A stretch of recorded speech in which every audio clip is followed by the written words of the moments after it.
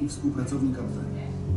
Dzierżawi fabrykę przy ulicy Lipowej 4 razem z całym wyposażeniem. Zmienia jej nazwę i Izraelkiem zakładają firmę pod nazwą Pierwsza Małopolska Fabryka Naczyń Malowanych.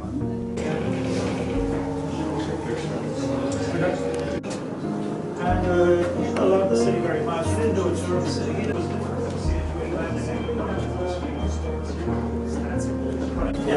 random photographs there.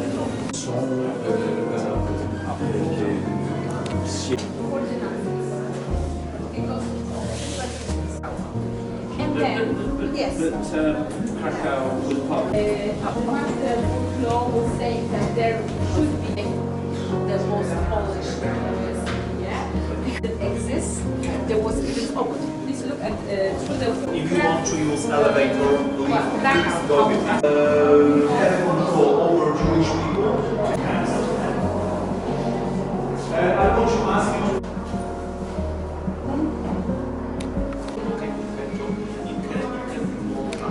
Later it was free per one week. There was in Ghetto were two hospitals, and this hospital and after 2 years